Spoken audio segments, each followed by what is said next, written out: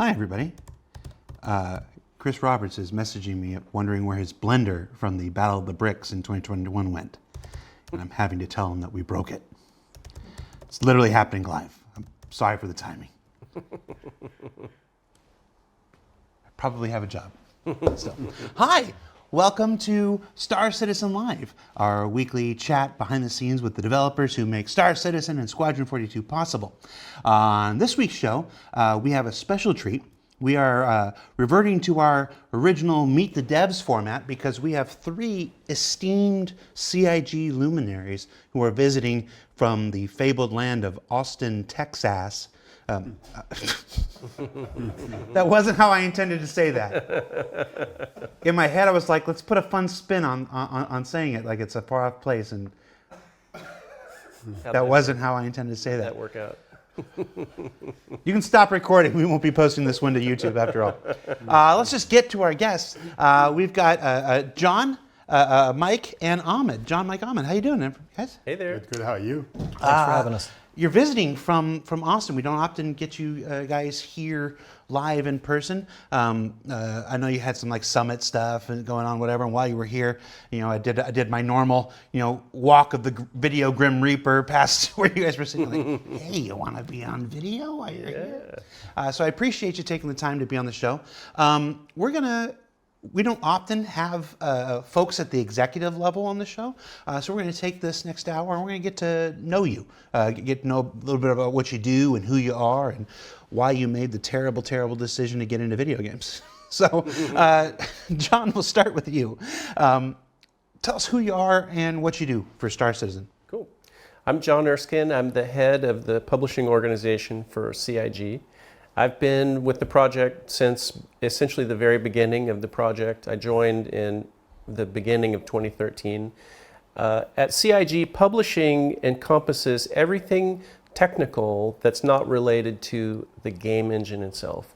So essentially, after a developer checks their code into our source control per force, then it goes into our build system, and the build system is the start of the publishing pipeline. So when a build gets generated, it goes through a series of automated tests, and it eventually goes to a QA department. It eventually gets published to some kind of environment, whether it's an internal development environment, a staging environment, or maybe a test environment. And that's all part of the publishing technology group. Then we have also our live QA team and ultimately our customer support team that are supporting the game once it's either on PTU or on live, or people have questions about the game afterwards, or problems with their purchases or all that sort of stuff. So all of those variety of things at CIG we call publishing in one form or another. So that's my group. There's a whole team of us. We have people all over the world. Principally, we're based in Austin, where I'm based, or at least most of the leadership team is based there. We've also had a really long and fruitful relationship with the platform team at Turbulent, which is based in Montreal. So I head up a lot of the functions there related to the e-commerce and the sort of technology behind the platform there. So we're dispersed all over the place and do like a dozen different things, and it's pretty exciting. It's really sort of, your answer is better than the one I had in my head, but I always saw publishing, at least for CIG, as everything that was outside, underneath, and around the games itself. That's a good way to say it too. It is. It's basically, we've got our developers and our 5 studios around the world working hard, and you and your team and those who work for you and everything basically make it possible for them to do their stuff. Mm-hmm. It's whether that's providing the IT infrastructure for them to do their work, to the publishing infrastructure to, okay, now you've done your work, let's get it into the hands of the backers, from the platform stuff, like you said, to track pledges and entitlements and stuff. It's really, you run this entire cloud that just sits around the game itself. And I always thought that was interesting. I don't think, as I'm talking about this, I'm trying to remember the last time you and I ever sat here and talked about this, and I'm not sure that we ever. It's been a while, if ever. How about that? Yeah.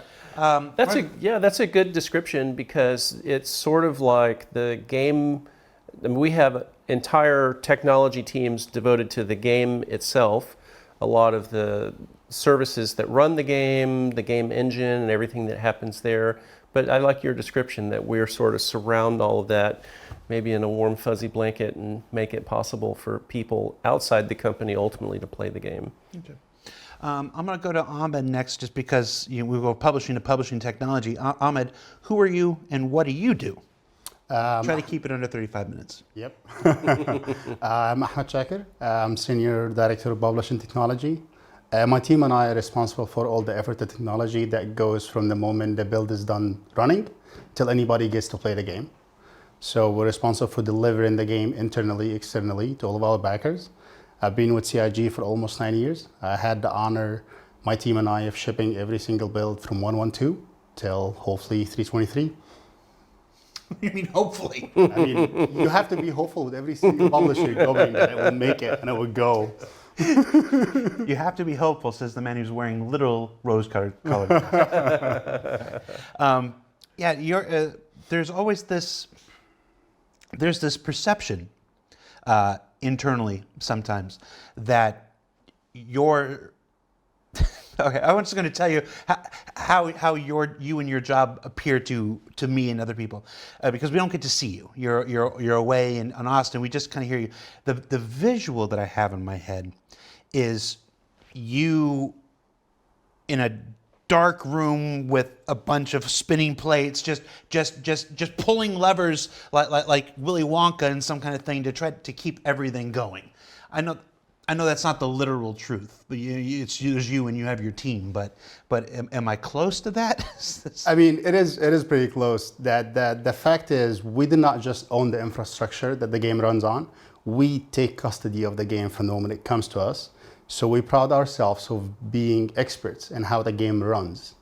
And sometimes the developers who work in the code themselves come sit with us and get amazed by how we get to know where might be the issue before even we get to look at logs, or look at graphs, or look at any kind of data to figure out what's going on.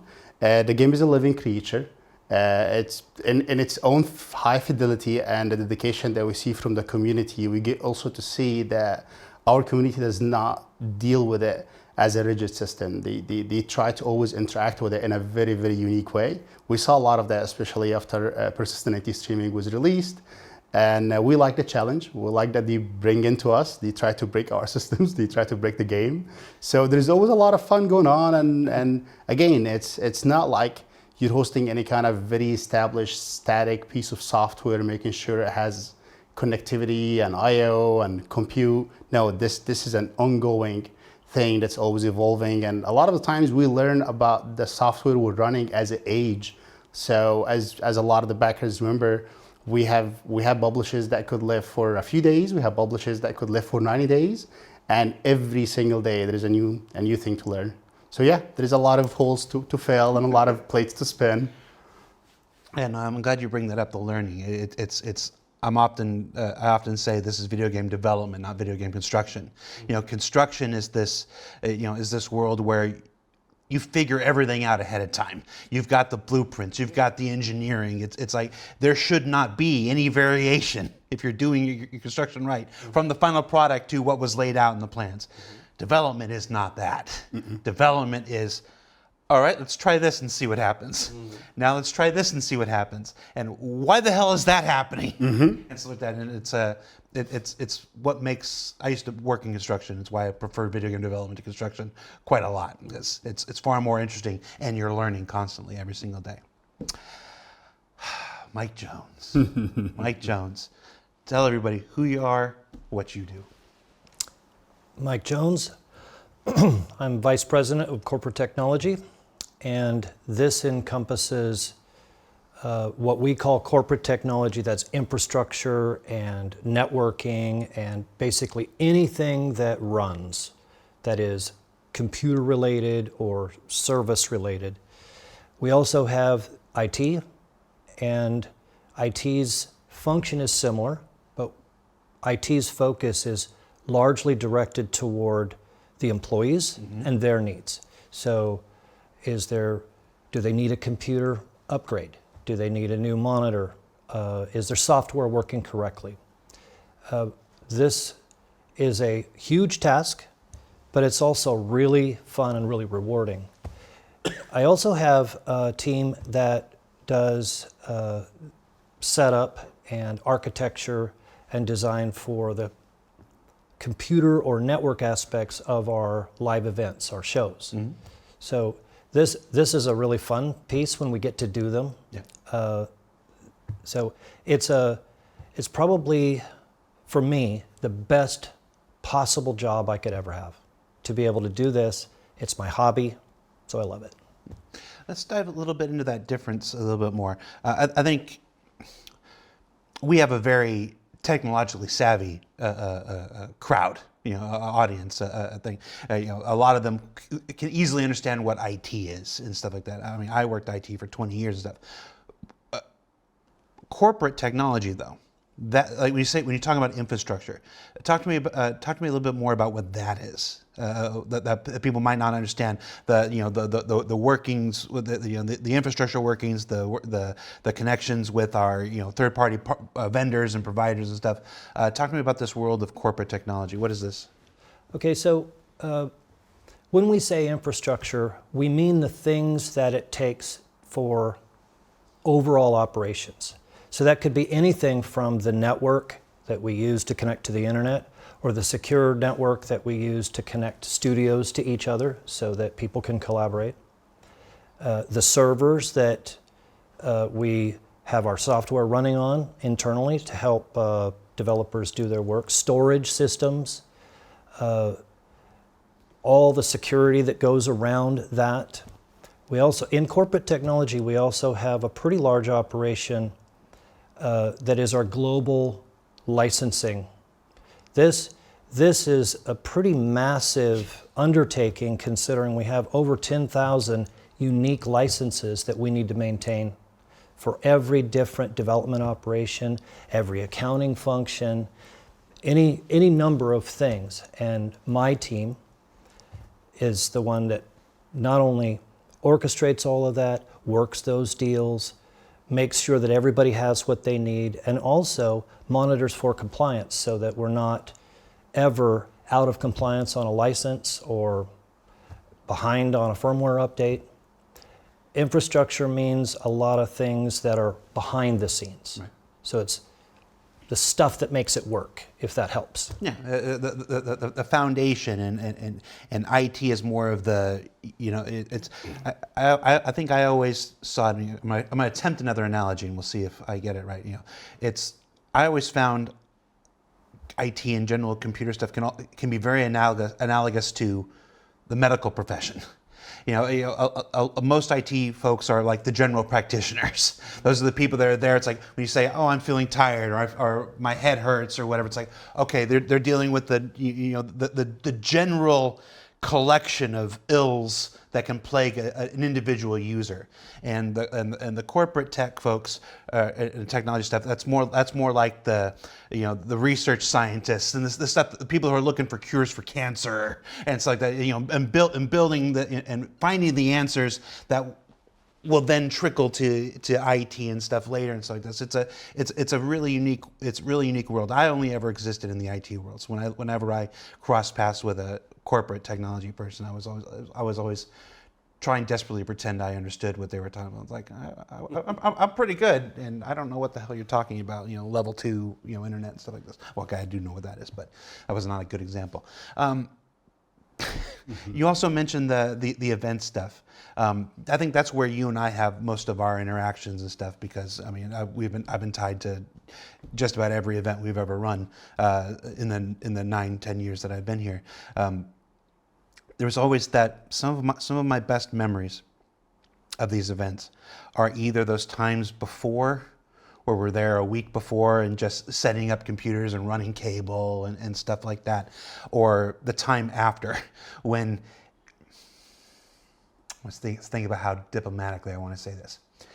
Everybody else has finished. Everybody else has left. Everybody else is breathing their sigh of relief and leaving. And then there's still this team that has to, all right, let's pack it all up and break it down and stuff like this. And just, I don't know, I have this very specific memory of riding around in your truck in Austin, a very impressive truck, and just being like, or riding with Hassan, during Gamescoms and stuff. I always managed to find myself hanging with with your people whenever I could, because there was just this. I always liked that they were some of the very hardest working and dedicated people to making these things happen. So I just don't know if I ever shared that with you, but you cannot say enough about these teams. In the earliest days, we just had a couple of us that would go to a show. I think my first one was in 2013, and I think we had 4 demo machines and a server. Not much. We even had to string our own cabling just to get internet, but it's really grown since then. And so now it's lots of people. But basically what we do these days, we learned over time that the needs of this game and really the vision that we're trying to present at these shows usually exceeds the expectation of any venue. So we have had to invent ways of getting around that. And a good example of this is last year's CitizenCon, where we had certain constraints that meant that we couldn't hit the vision that we wanted to achieve. So we basically, well, I say we, my team of super expert specialists built out pretty much a whole studio, condensed it down into a traveling package so that we could take with us everything we needed so that we didn't have to lean on anybody else. And by the time we were done, it was I felt really proud of what the team put together with 150 PCs, a stack of servers. We had a lot of help though. You're talking about, and I don't want this to get lost in the conversation. You're talking about you and Ahmed and all your team, and you built a microcosm of the entire Star Citizen development environment and brought it on site to LACC so that we could download, right from the data store. So check-ins are replicated, so all those 150 server computers didn't have to hit the internet. To go, a venue, a convention center internet, they could all run, locally on that. It's just it's the thinking about it is like the entire Star Citizen environment, everything that is Star Citizen, as far as software, as far as technology, as far as communication, and building a duplicate microcosm of it that fits into a room was very impressive. We essentially, you could think about a CitizenCon as like you're saying, in a week, we build a 6th studio on site with, networking, security, build system, distribution. This year we had private cloud for game hosting, Wi-Fi, everything you would expect a studio to have. And then, like you said, at the end of the show, we got 8 hours to tear it down and get it in a box and get it out of the building. So that's essentially what the week looks like for us. Always the worst part of those things. Mm-hmm. It's the tear down. It's and how fast you have to get out because these venues have another client. That's right. Waiting to come in. That's right. All right, so we've dabbled into talk of ye old days. I want to turn the whole show into it now. I want to talk a little bit about where you guys came from and your journeys here. Ahmed, we're going to start with you just because I picked random here. Where did your journey to CIG start? Did you always know this is what you wanted to do? Did you talk to me? How did you get to CIG? Interesting. So moving to the U.S., I'm from Egypt, and during my stay in Egypt, a group of friends and I had our own little shop where we used to support startups around the world, where all the technology needs when it comes to infrastructure work, DevOps work, even predating the word DevOps, predating cloud. And one of my specialty was building private clouds before the word cloud also was pretty cool. Yeah. I've been in this field for quite some time. And moving to a new place, I wanted to find a cool story to attach to. And job hunting, I'm out in Texas trying to find something really unique. And I stumbled upon one of the DevOps positions in Star Citizen. I still remember I met Francesca a few days ago, and I think I was remembering when I first sent the cover letter. Back when I was in Egypt, I had one of my clients that was a gaming studio, not in anywhere the size of CIG, but it was one of my favorite clients to visit because you get to see so many aspects when it comes to computer science. And also you get to see the artistic aspect. That is not really something you find in a lot of other clients when it comes to people that would use infrastructure. So I applied for many jobs and I hope that this will be the one. And I think a few hours later, I got a phone call. I think the cover letter made an effect. And I think a week later, I was meeting with the team, we had our first interview, and the journey started from there. In between, I got to consume a lot of video content. I mean, at that time, and we still till now, we like to share a lot about our vision. And it was fascinating to see that there is a vision to create an MMO with high fidelity, cloud-based, with latest and greatest technology. And I like being in the bleeding edge. I like challenges. So it kept going from there.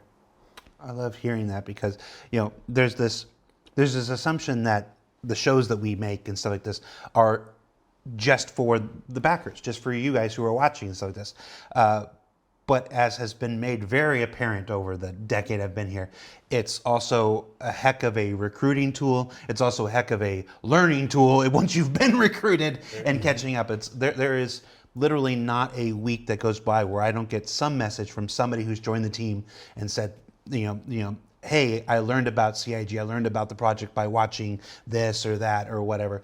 Or hey, I'm here, they told me to ask you, are there some things that you can send me so that I can like jam and really learn who this thing is? And I've now got I've got a copy pasta where I'm like, watch these videos and you'll learn, you'll be able to audit CIG 101 by the end of this 2 hours. I love that. Had you worked in another game studio before this? No, I just had one of my clients back in Egypt that was a gaming studio, and it was like one out of 35 clients. But again, has been that always fascination with gaming and how games are being made. I still remember being very young and sitting after the end of every game to read the credits.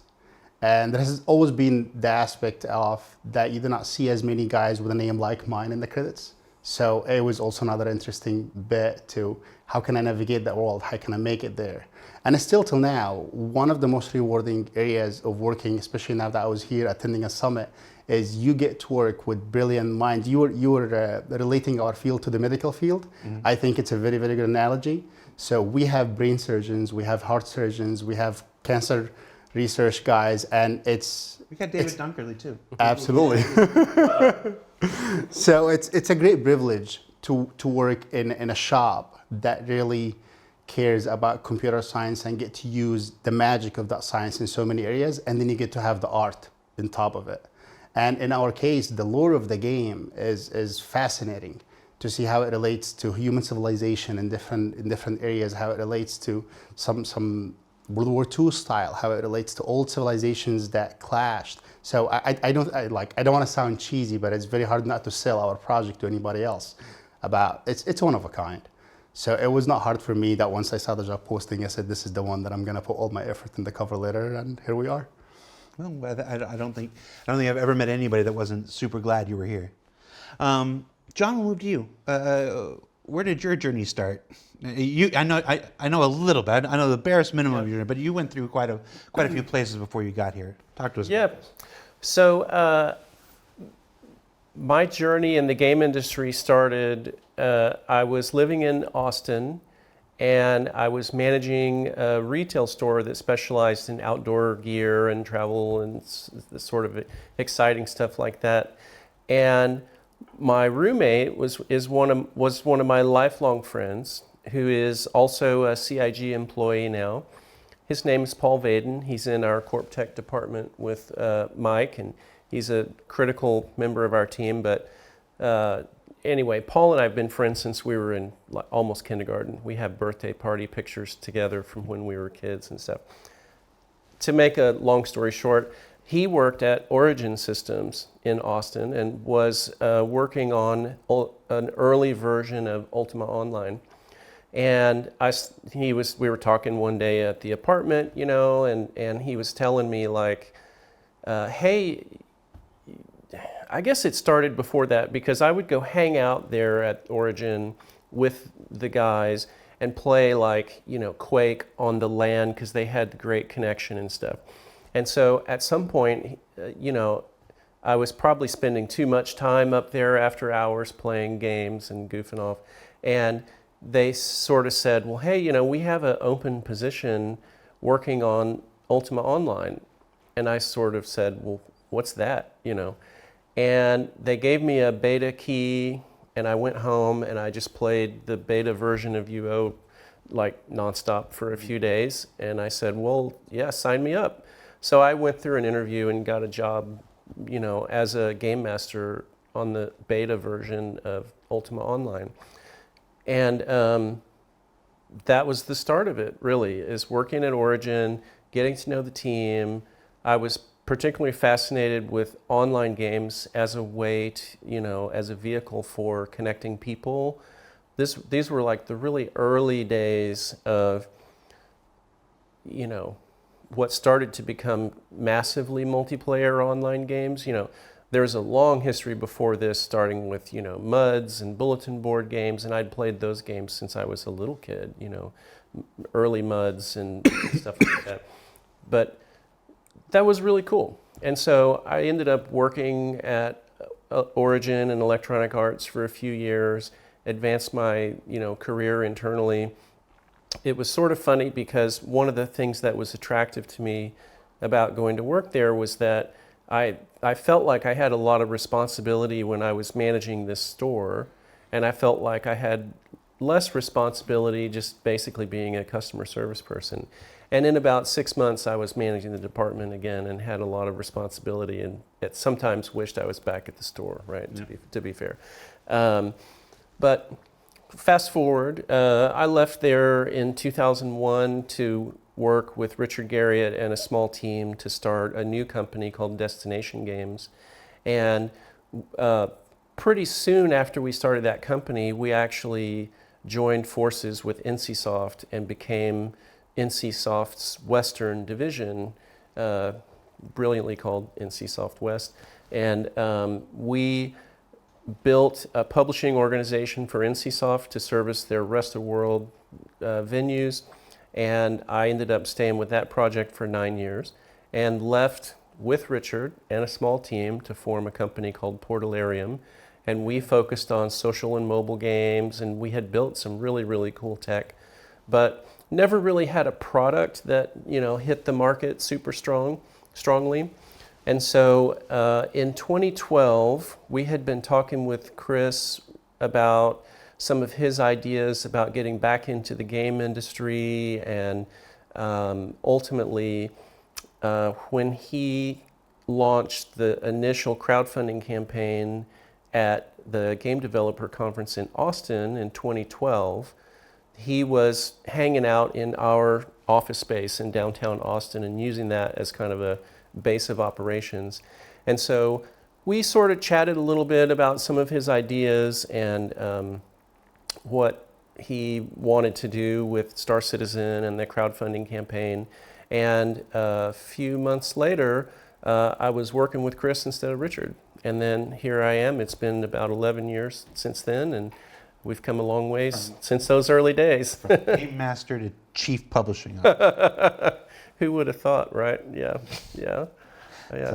But to be honest, and maybe this is, I don't want to make too big of a thing out of it, but I remember I worked with this guy as a game master in the very beginning, and he sort of had this attitude of like, this is stupid, we're doing grunt work, if they fix these bugs, you wouldn't need us and whatever.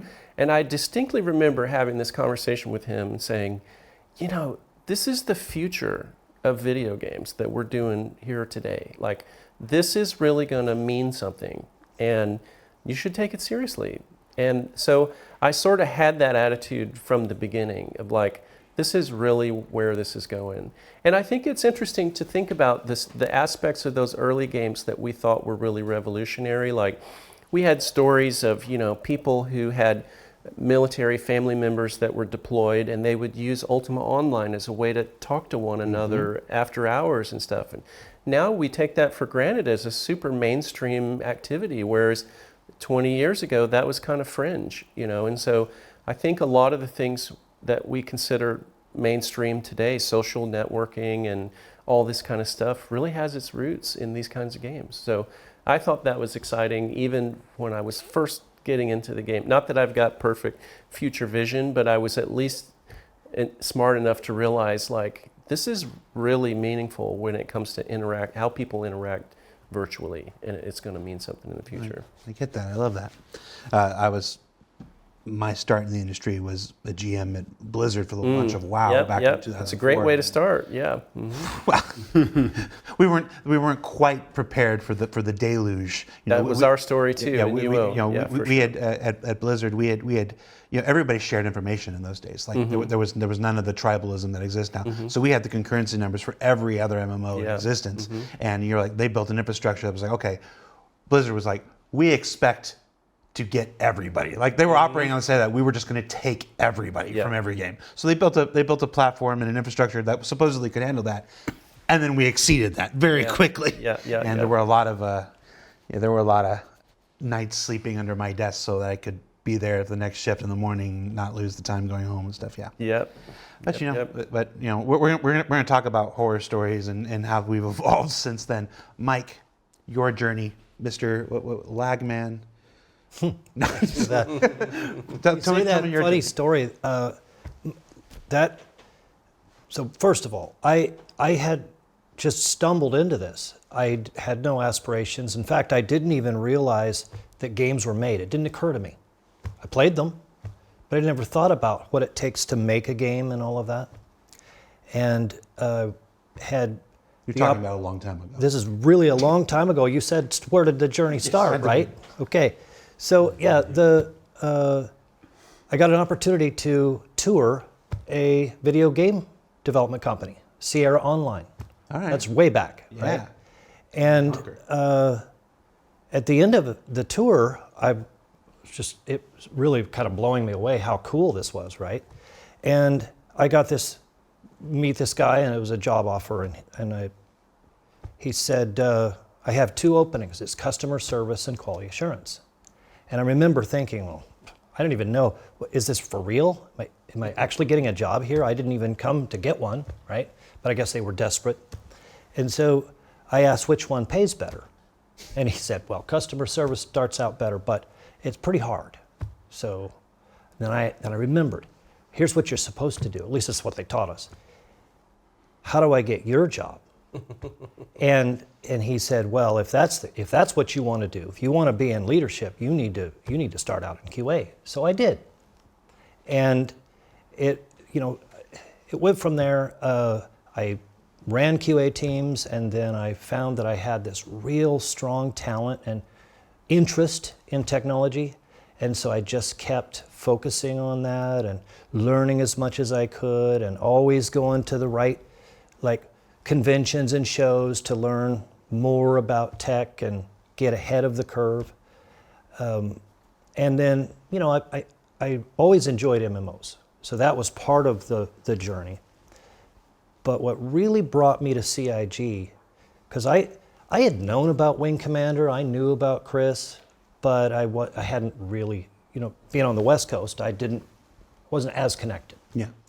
And so this video came up on YouTube, and it was Chris at I think the first CitizenCon, and he was introducing his team and talking about what they were doing, and I was just blown away. How is this so transparent, so different than everything that I have learned in my career leading up to this? But the live stream started cutting out. They were having bandwidth problems. No. And I thought, good Lord, whoever's in charge of IT there is probably having a really bad day. And you know what? I think it was 2 days later, John called me up and said, hey, you want to come down here? We may have something we want to talk to you about. And so that was the real beginning of my journey. And I couldn't be happier, because of anything that I've done in technology or IT, it felt like it was always on rails. You didn't have a lot of creativity. Here, we're doing something no one else would try. And that means, for me, I get to design solutions and work on things that we're actually encouraged to solve problems that other companies don't have. That's Candyland for us guys. There's this there's this phenomenon, and it affects me quite a lot. So I know it's going to affect you. I'm just going to go ahead and call it what it is. The crazy asks. You're just minding your business one day. You're having a good day. Things are going the way, this is how life should be. And then a message on Teams shows up or an email comes up and there's just this outrageous ask. And your first reaction is like, no, nobody does this. There's a reason nobody does this. Yeah. But then you start to think about it and you start to wonder, is the reason nobody does this because nobody's figured it out yet? Or is the reason they don't do it because it can't be done? Mm-hmm. And I generally find that the people who assume the second one, they move on to other projects. The people that succeed here and the other ones that go, well, no, let's see if we can figure out what nobody else has figured out. Mm-hmm. And sometimes, we succeed and sometimes we learn the hard way. Hi, Holiday Livestream 2016. Memories. I'm hearing Vietnam helicopters and bombs. I could do the same thing for Ahmed. Watch, 318. I was about, yeah. So talking about what John was talking about how games push boundaries, that is so true. And it's one of the areas that we're always chatting about, always comes up. Like right now, everybody's obsessed with AI. When you think about it, AI is powered by GPUs. GPUs came to exist because of video games. Yeah. So kind of like a similar analogy, when 318 got published from PTU to live, and a lot of players did not know that the typical ratio between a PTU and live is usually 25x. The problem with 318 though, is we decided one of the problems that is true, but it starts from the fact that our universe, with all of our moons and planets and players and ships, we decided to persist everything we can as often as we can. And that is a recurring theme in Star Citizen. A lot of players might not notice that we challenge ourselves as early as possible, and instead of waiting till we reach the million or the 2 million or the 3 million concurrent players. So we try to amplify the challenge all the time by avoiding any kind of hacks or shortcuts. And you see in every single aspect, but I get to see it myself as well in my field. So I still remember when we first published, our public cloud providers reached out to us and said, what is wrong with you guys? Like, what is wrong with us? And they said that we're moving an insane amount of traffic between zones. Some of our backers are technologists, and they know when you deploy resources in the cloud, you have to split your resources across zones. You cannot sit in a single zone because zones can go down, and you do go down quite often. So we at the first few days, and the first few days, by the way, we were not peaking concurrency at all. A lot of backers chose not to play the first few days. They like to wait because a lot of them learned that we hotfix a lot of issues behind the scenes. Yeah. We were pushing 1.2 petabytes of hot traffic every single day, and that's between zones. That's not between every single server. We still had traffic inside the zone. And that was the part. You said 1.2 petabytes. Petabyte every day. Between zones. Between zones, every single, in one region, not in all of our regions. We exist in 4 regions. And that's just unheard of. Yeah, the Amazon guys were like, we've never seen this before. Not like you've gone up from what you're used to. They were like, we don't have any other customers that are pushing this kind of traffic. A day. Yeah. And when you think about it, like social media, a human being has to create content. That content has to be uploaded and it has to be interacted with. And most of that is happening in eventual consistency, running through compression. The fact that every single simulator that we have, and right now, while we have instances with a reasonable amount of players, we have copies of our universe. All these copies are producing data as fast as the system can handle. And we are a competitive group of people, so none of us is telling everybody else, hey, please slow down a little bit. No, everybody's saying, give me more. Yeah. And that goes all the way down to the wire, to the database. And I know a lot of players are, whenever they hear the word database, they get really upset. That the bit that I would like for some of them to understand is we really don't want to hold our innovation behind the scenes for too long. Yeah. They get to see right now we're testing server meshing and server crash recovery and tech preview. Each and every one of us cannot wait for that to go to live. So 3.18.0 was one of these stories where we could have stayed longer till we figure out every single little problem that could happen, but they were hungry and thirsty and really very eager to play that version of the game. So thanks to all of them for staying with us till we figured out some of the kinks out. We still have a lot more to go, but we will keep pushing because that's what we do. That's why we're all here. Well, yeah, that's good. I appreciate that, Ahmed. Let's talk about we've moved into the horror story phase of our show. So let's go back chronologically here. So now you've all started at CIG. Now, I think we almost started at almost the exact same time. I believe so. What was your first month? I think I was April 2015 or March. I'm April 2015. Yeah, yep, we started. So I was a contractor for a year before that. HR doesn't count that time though. Mm-hmm. You don't get benefit for that year? Okay. No. Okay. No, my official start was April 2015. So we've been at the same time. You guys have predated us though. I want to hear, because I don't often get a chance to ask these things. I mean, we see us now, 5 studios around the world, 1,100 plus, people, the infrastructure that we've got going on stuff. But I want to hear about those first days when you started, the basement in Austin, because I never get to ask anybody about this stuff. Tell me what it was like. You get these opportunities, you come into this company, and it's a basement under a house in Austin. This is not unusual for a startup, but talk to me about these days. You've got to have some stories. Yeah. Well, my first firefight came about 5 minutes after Chris announced the crowdfunding project and the website went down.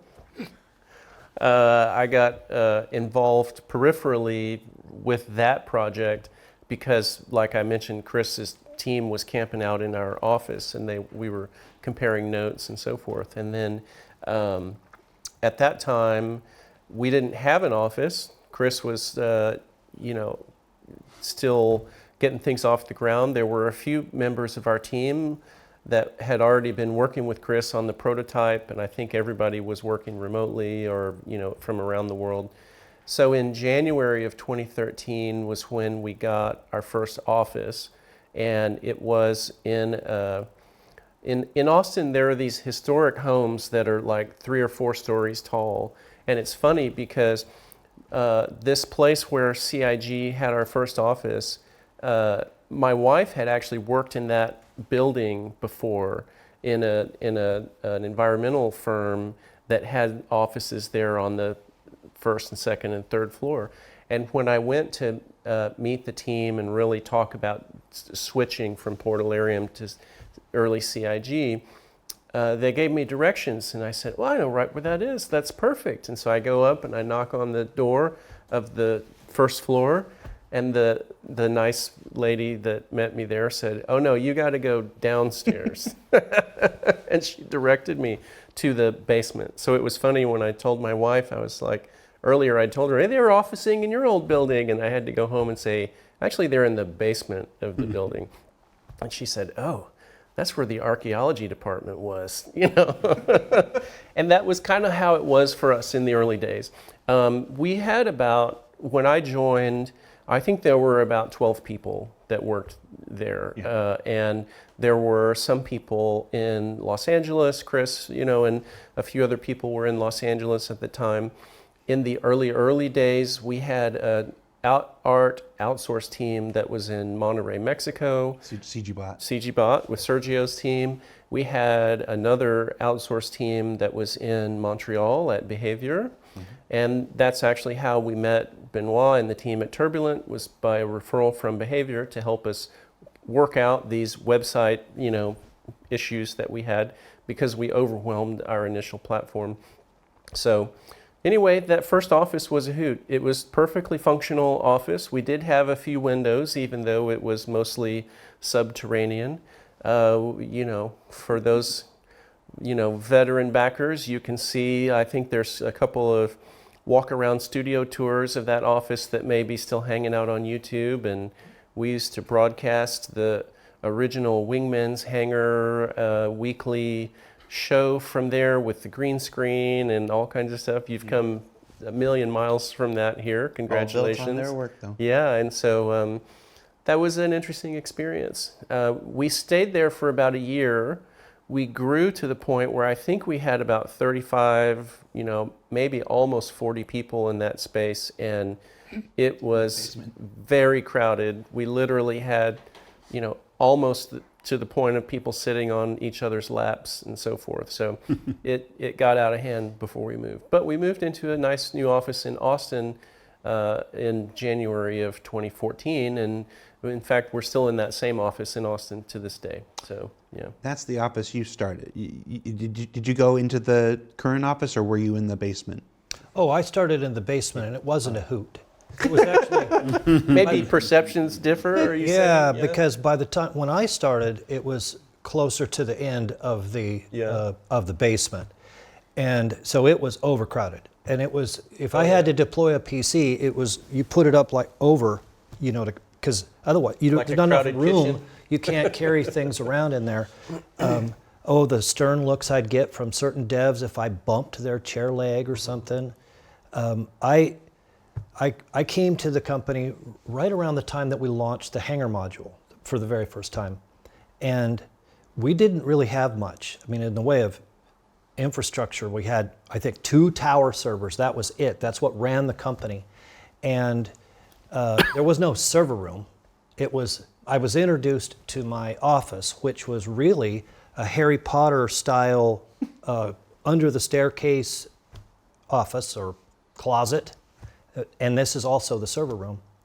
And I have to tell you, this funny part is when you're fresh in a new job, you want to make a good impression, but it's not making a very good impression on me because they have this black contractor tarp over the top of the servers. And I wondered, well, why is this? Well, they pointed out that that's because the sewer pipes go over your head. And if they leak, we don't want that getting on the servers. But I didn't get a tarp. Anyway, that office, we got out of there pretty quick after. Got out as fast as we could. I think I'd like to say that I was instrumental in moving the company to the new. That's true. To the new office. That's the truth. Wait, what is this? Is there a story? We used his truck for one thing. Oh. Yeah. You mean you were instrumental in literally the physical act of Literally moving. Yeah. So one of my first hires, a man named Chris, I had worked with him before, and I brought him down from Canada to help me with this move. And he did such a great job. The company asked for him to stay, and he moved his whole family down. But he and I carried the core of the company, that like all of our intellectual property, source code, everything. And I'll never forget, because he would always say, slow down, we're coming up on a curve. You don't want to lose perforce. You don't want to. That's the company back there. Be careful. Pivot. And Ahmed, when you started, they were in the new location because Yes. you started sometime. Yes. What was your first impression of the office and CIG in April 2015? Because I'm curious what your impression was in Austin. My impression was in April. I want to see if our impressions line up. The first one was that when I went to my interview, I wore a suit. And I'm standing outside trying to get in, and one of our coworkers comes out in baggy shorts that have paint on him, and just runs right by me. And right behind him, I see one of our coworkers in tank tops. And I was like, I made an awful mistake. I'm wearing a full suit. And then I got in, and you see a dark space with a lot of artists and a lot of cool looking people, and you're just walking around with a leather notebook and wearing a suit. And I got to have my interview in what we call the war room. And at that time, the AC used to have a very interesting vibration, and I have a very sensitive ear. So yeah, that was my very first impression. And I came first day to work, and I'm not sure if Mike will like the story or not. And I found a Windows PC. And I have not been a Windows user for quite some time. It's quite common in my field that people use Linux, and I was like, what is this? You're like, it's your computer. And I think that's how Mike and I got to be friends and know each other. He came to my office and knocked on my desk, and he said, my name is Mike Jones, and that's all what you need to know. And walked away from me. And next night, we were hanging out, assembling my first Linux machine, and that's how things went. But if you're talking about memorable moment, I still remember our concurrency. We had times when we used to cheer because we have 200 players online, and we have a big magnitude above that right now. I still remember when we first launched the Area 18, and the whole QA team had their buggies waiting by the elevator for every player to come in and ram into them. Okay. Yeah, go I ahead. have a confession on that. Yeah. Right. So we're about to, so we're about to put Area 18 in for the first time. And in one of my very first conversations with Jake Ross. Now, I'm gonna preface this by saying I didn't know what my limits were, or what I should be involved in and what I shouldn't be involved in. I was kind of all over the place in 2015. Anytime somebody needed something, we didn't have a person to do it. I'm like, I'm going to do it. I was the events manager for a while. I was the platform guy before Eric Green. Eventually, like, wait, Jared's doing the platform? I'm like, no, we need to hire somebody. It's like, keep Jared away from the platform. It's like, but we're a day away from launching Area 18, and I go to Jake Ross and I say, you know what would be fun? Put some Grey Cat buggies in there. It's you. And he goes, oh, yeah, we should put some Grey Cat buggies, let people drive around. And it was just this innocent little suggestion. And it took 24 hours to turn around. And then when Area 18 launched for the first time, it was carnage. It was absolute carnage. Yep. Because people were just mowing everybody down with the Grey Cats. The Grey Cats, you could look at them intently and they would explode and whatnot. But yeah, it was, I remember Jake Ross did not throw me under the bus. When Chris goes, where did the Grey Cats come from? And whatever. And he was just like, it was the decision made internally. We'll take them out in the next build. But he had a chance to throw me under the bus that day and he didn't. Yeah, so many great moments. Jake Ross. 2.0, I still remember, I think it's one of the longest time I stayed awake.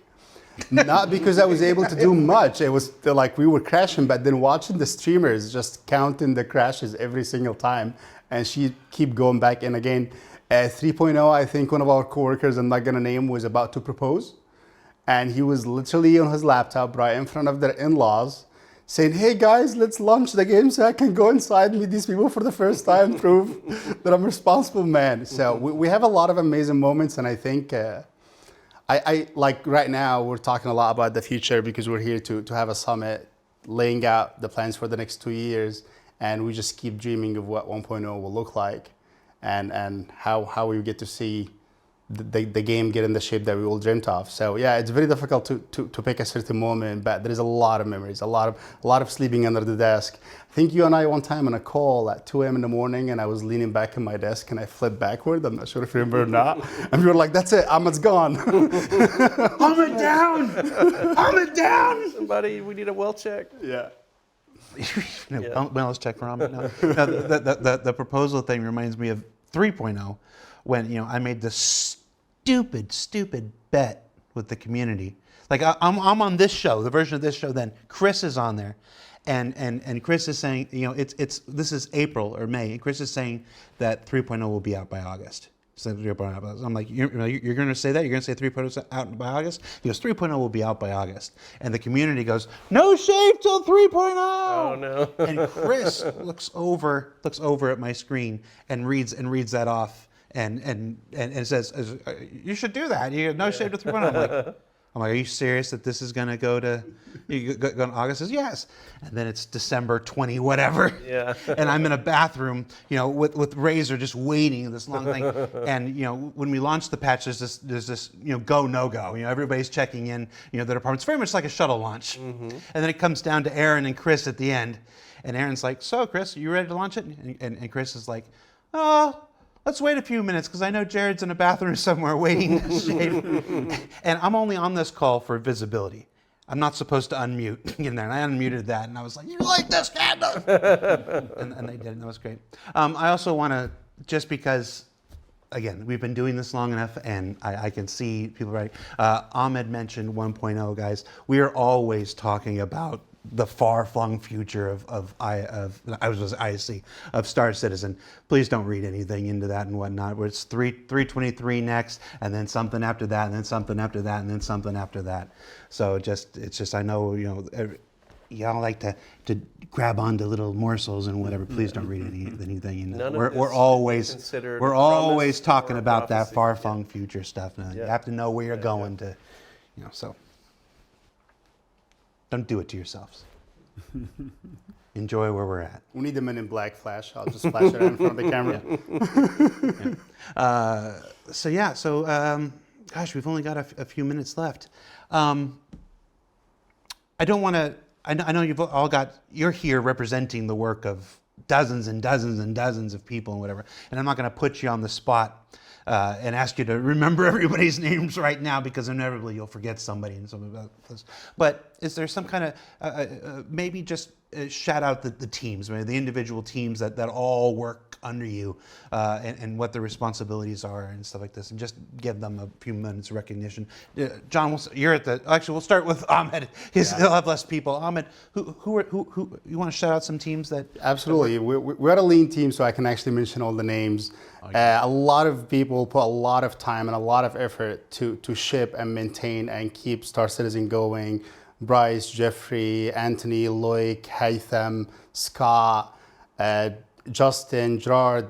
Like it's people get to see my name sometimes. Some of the old backers know me. It's not just me, guys. There's a lot of folks, and without them, I would have done nothing. There's so many hands in the keyboard. There's so many eyes in the screens, and it takes a lot of very sincere effort to keep the game going and being published the way it does. And just keep hoping the best for us, guys, and we'll keep serving you as good as we can. Mike? I do have quite a few people, and I don't want to put the whole list. Yeah, I don't. Yeah. I would need some time for that. Yeah. But yeah, the way we're set up, we do have key functions and the teams that support them. So there's IT managers at each of our studio locations. Our largest location has 2, and each of those are supported by a really cool team. And these are people that are really passionate about what they do, and you can tell when you interact with them. Mm-hmm. And then in Austin, we have additional specialists. So, from network engineering to systems engineering, administration, security, cybersecurity, even specialists. And so rather than naming them all out, I'd like to kind of call them out in that way. The people who manage all the licenses and stuff. Well, yeah, I already said his name. That's Chris. He's a one-man army. Yep, yep. And I'll give a special shout out to Chris. He's one of the people. Anytime I message him, he is right there, Johnny on the spot with a response. And whenever he doesn't respond in just a few minutes, I'm like, "Are you okay?" He's like, "Oh, I just had to go to sleep." I'm like, "Okay, no, you're entitled to sleep, man."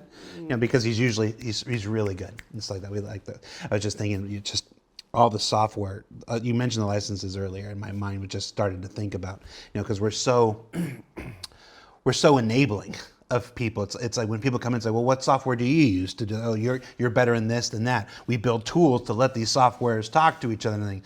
But I imagine what that must be like when someone's like, "Hey, we need to add another piece of software," and just whether Chris Graves has like voodoo dolls of all of us. And we're a really interesting company, even in the game space, because we are equal parts game company, technology company, and a production facility. I mean, we're in a beautiful set here that you operate in.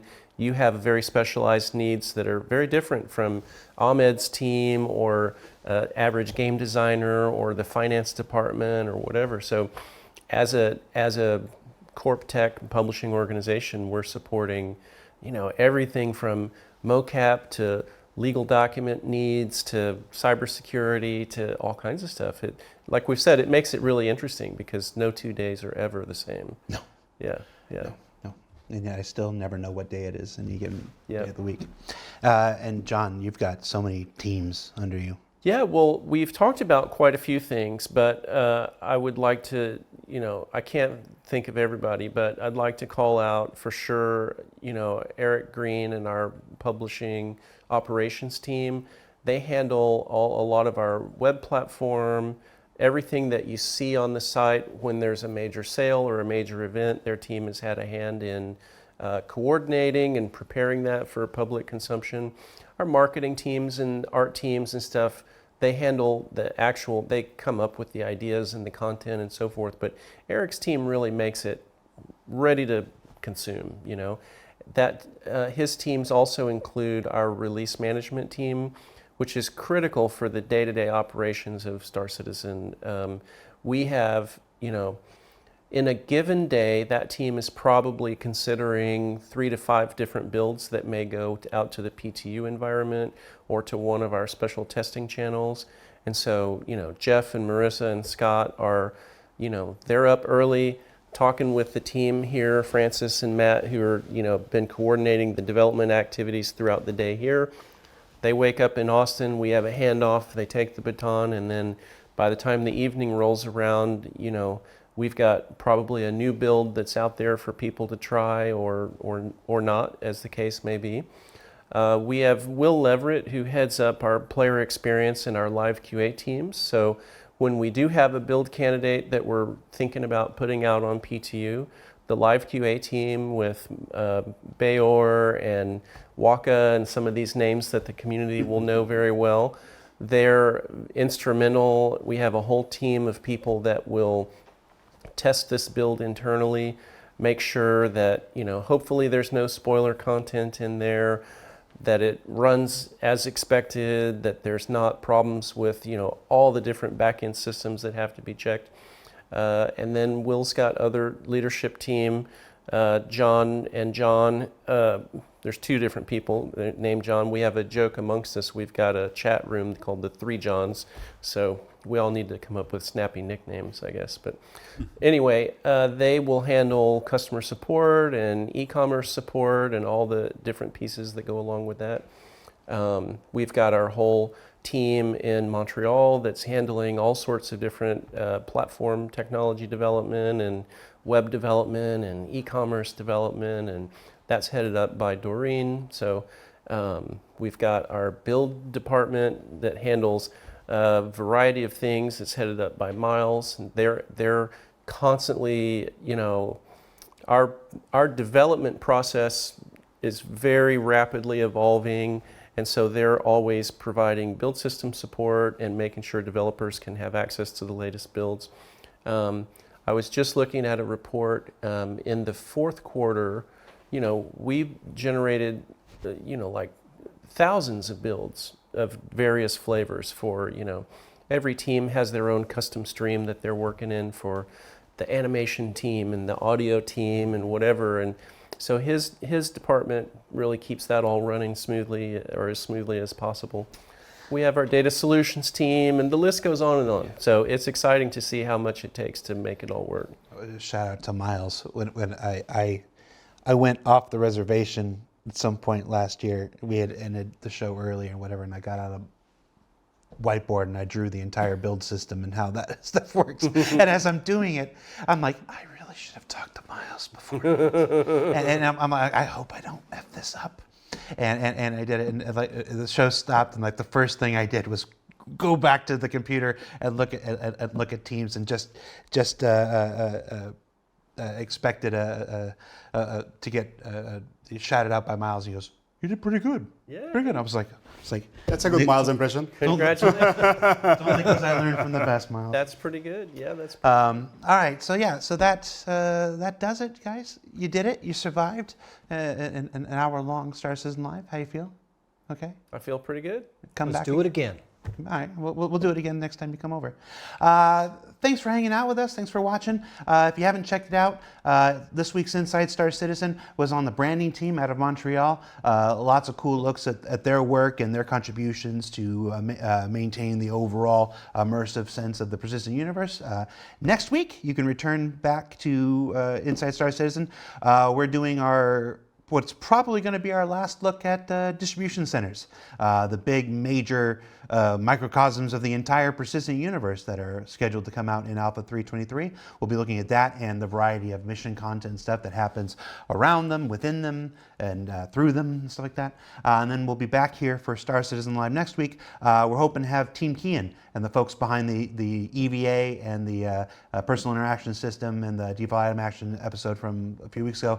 We'll have them back on. We'll collect questions from you, and you guys can send your questions to them and put them on the hot seat. So for Star Citizen Live, that was Mike, that was John, that was Ahmed. Don't forget that Coramore, Lunar New Year, and a free flyer probably going on right now. You can check all that stuff out on the robertsspaceindustries.com website. And I think we have a we have a raid going on. It was somebody, and then they went offline, and then it was somebody, and then went offline. Now I've lost track of it. So we'll start the raid. Thanks for watching, everybody. Thanks for supporting the project. Thanks for letting us chat with folks like this. And we'll see you next week. Take care.